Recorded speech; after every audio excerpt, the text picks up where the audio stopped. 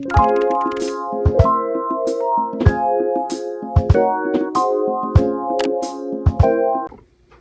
you guys, welcome back to my channel. If you are new here, hello. If you are coming back, welcome back. Before I get started, as always, make sure to drop down your prayer requests down below if you have any, so that I can come into agreement with you. And if you're not subscribed yet, what are you waiting for? Come and join the community. So today's video, I wanted to talk about the topic of some signs that you're walking into a new season. You know, how you could tell that you're walking into a new season, because usually stuff will start to happen when God is closing a chapter in your life and beginning a new one. And so I really wanted to talk about that and give you some of the signs. Also, my voice is like really raspy.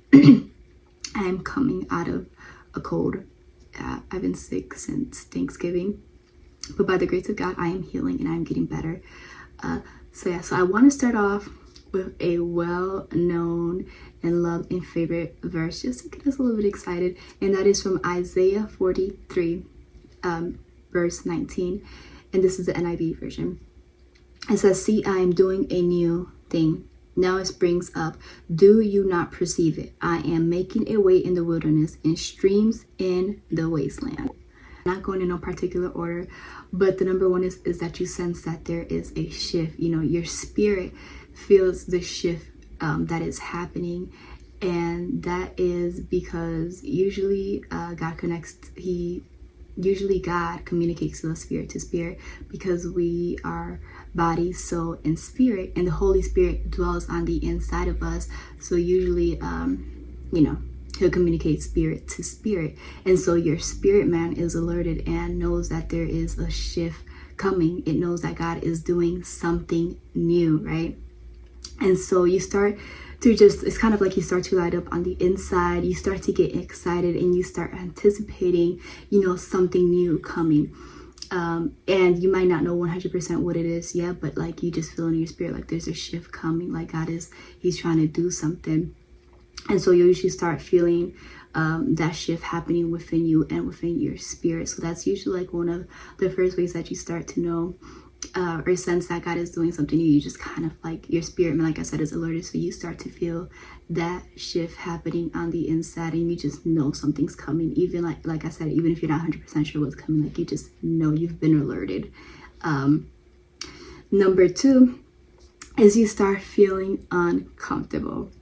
So like what you were once with super comfortable with, now it's just you start to feel uncomfortable. You might be like wondering like what is going on, like the things that once used to serve you, that were good for you, that you love, like you no longer love, like they just make you feel uncomfortable. And that is God purposely doing that, because he's trying to get your attention so that you can tap into what he's doing, because he's making room for the new. So you got to get rid of the old, so you start feeling uncomfortable with certain things. Like for example, let's say you have your dream job, you pray for this, like this job is everything you wanted, and all of a sudden like something switches off, and you just like don't want to be there at all. Like you can't even stand going into work, like you are ready to go.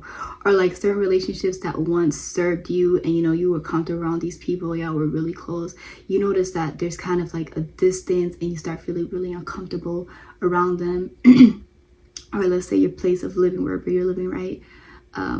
You were once comfortable there and whatever, but now you just start feeling really uncomfortable. Like you cannot even stand to be there.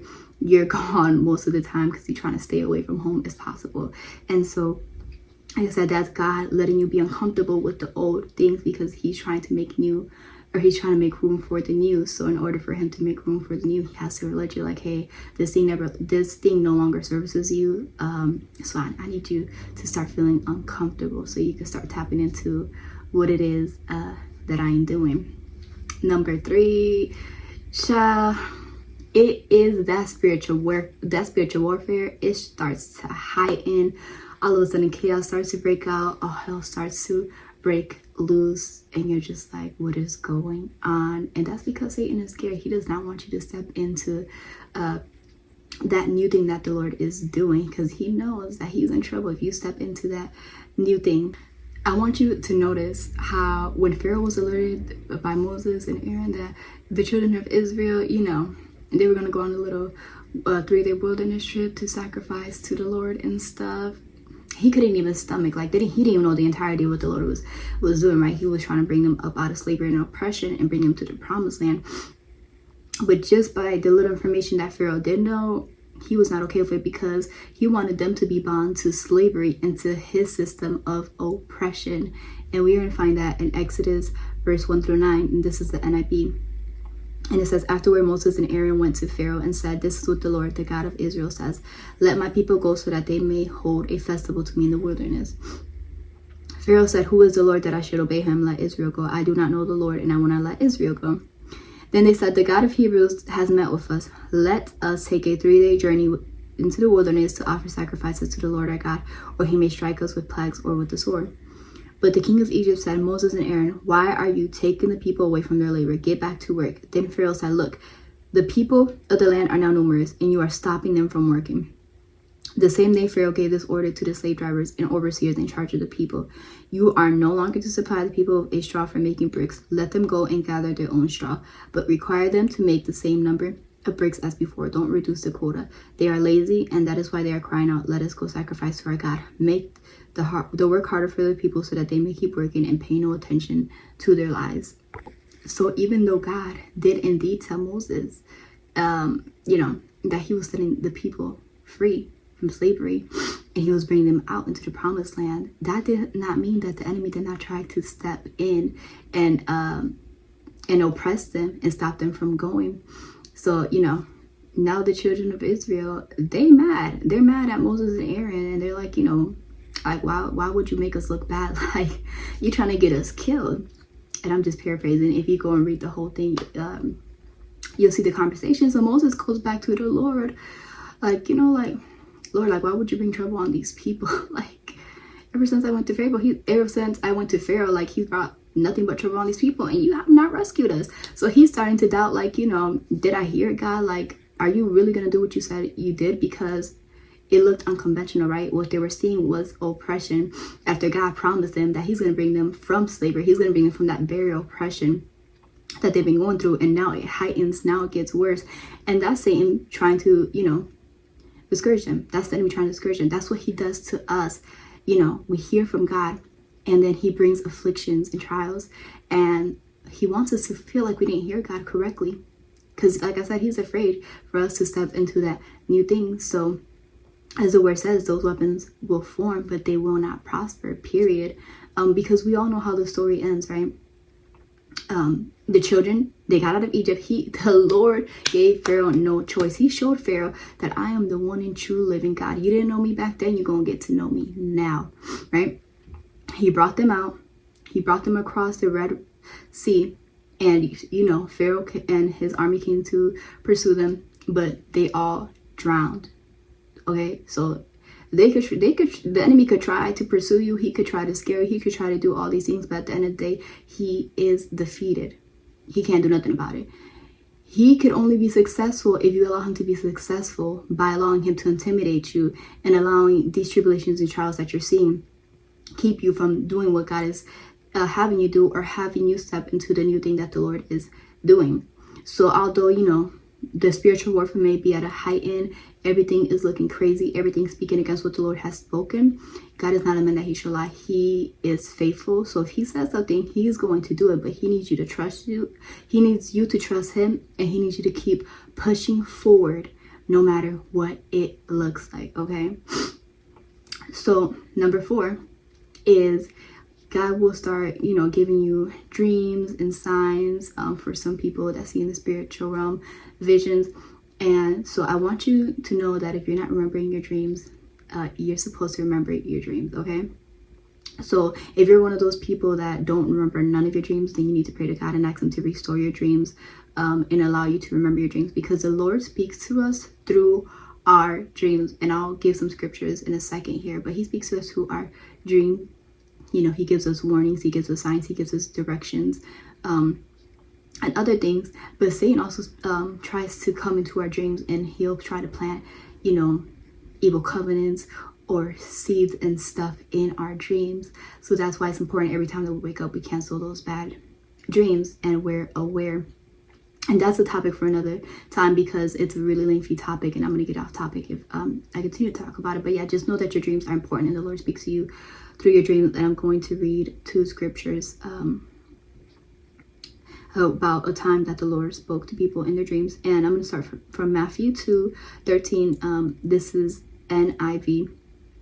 And this is when Herod was trying to kill Jesus because he was alerted that there was a new king, and he did not, he was intimidated. He was afraid. And so this is where the angel of the Lord came to Joseph in his dream and warned him to leave to Egypt. And it says, when they had gone, an angel of the Lord appeared to Joseph in a dream. Get up, he said, take the child and his mother and escape to Egypt. Stay there until I tell you, for Herod is going to search for the child to kill him. Then we have Genesis 28, verse 10 and 15. Jacob left Beersheba and set out for Haran. When he reached a certain place, he stopped for the night because the sun had set. Taking one of the stones there, he put it under his head and lay down to sleep. He had a dream in which he saw a stairway resting on the earth with its top reaching to heaven, and the angels of God were ascending and descending on it. There above it stood the Lord. He said, I am the Lord, the God of your father Abraham and the God of Isaac. I will give you and your descendants the land on which you are lying. Your descendants will be like the dust of the earth, and you will spread out to the west and to the east, to the north and to the south. All peoples on earth will be blessed through you and your offspring. I am with you, and I will watch over you wherever you go. I will bring you back to this land. I will not leave you until I have done what I have said. I promise. And there's more examples in the Bible, but I obviously can't go through all of them because of time. So pay attention to your dreams. Like, don't just wake up and ignore them. Like, write them all down. The ones that stand out. And go to this is where we partner with the Holy Spirit and ask them, like, Holy Spirit, reveal to me if there's anything in these dreams that I need to know. Give me the spirit of revelation give me the spirit of revelation and understanding and knowledge. And, he'll start to download things to you. So pay attention to your dreams, because the Lord does speak to you through your dreams. So they're more important than what we think they are. And so then number 5 is that things start to become more evident in our lives and around us. So our spirit is more sensitive to hearing the Lord's voice and his directions. So like, he'll start pointing out certain things in our life that we once didn't see were there, or he'll start giving us direction, whether it's we feel it in our spirit, or he's talking to us personally, whether it's through dreams, whether it's confirmation through his word, a sermon. He sends somebody, which, if somebody comes and say they have the word of the Lord, always test that spirit and go back to the Holy Spirit to confirm his word. Don't just be out here believing what everybody has to say, okay? Because some of these people are operating from divination and familiar spirits. So we test everything by the spirit, okay? Period. So things will start to become evident, slowly but surely. Things will start to come into alignment in your life and fall into alignment with what it is that he is trying to do through you and in your life, and what needs to happen for you to step into that new season. So all of a sudden, where there was resistance in an area of your life, the resistance is no longer there. Don't be surprised that people start falling off of your life and all these things start to happen, because like I said, that's God making room for the new. That old stuff has to stay in the past. Don't be like Lot's wife and look back and get stuck, and then, you can't move forward and step into what the Lord is doing. When he closes a chapter in your life, you need to allow him to close it. Don't look back, but look forward to what he's doing. Behold him, focus on him, and he will get you to it. I know sometimes it's hard, sometimes it's uncomfortable, but yeah, things start to become evident. You start to feel like, okay, this is what the Lord wants me to do, because he'll confirm it to you. Like I said, however he chooses to do it, he'll confirm it to you. You'll be more sensitive to his voice and his directions and following. And all of a sudden you're like, oh, this is what you want me to do, Lord. This is starting to make sense. So, things will become evident. You'll be more sensitive, and everything will start falling into place.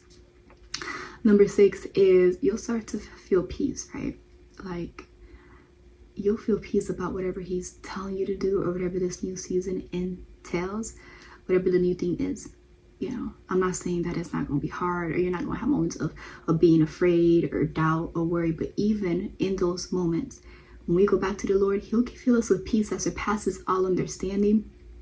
And he'll keep confirming to us like, hey, I'm with you in it. Like, you'll just feel so much peace, and you'll know like, oh no, Lord, you're in this with me, really. Because he, like I said, he'll give you the peace about it, even if it's uncomfortable, even if it makes no sense, even if it just seems so far off and like just crazy. Nothing's impossible with the Lord. All things are possible through him. He's the one that makes them possible. He's the one that makes a way. So like, you'll feel that peace no matter how many times the enemy tries to steal your peace or your flesh tries to come in. And you start to feel, like I said, worry or doubt, that peace will return to you, because the Lord is in this and he's going to let you know that he's with you in it. So these are just some of the signs that you'll know that you're stepping into a new season, you're in transition, or you know what, you might be already in this new season. You might have already gone through all these things. So get excited, get encouraged. If you know that the Lord is doing something new, if you sense it, don't be afraid, because it's exciting. You know, he always backs up his word, and when he does something new, it is exceedingly abundantly more than we could even think, ask, or imagine. He is a good God. So stay encouraged, be excited. I hope this video blessed you and encouraged you. I will see you in my next video. So love you guys, bye.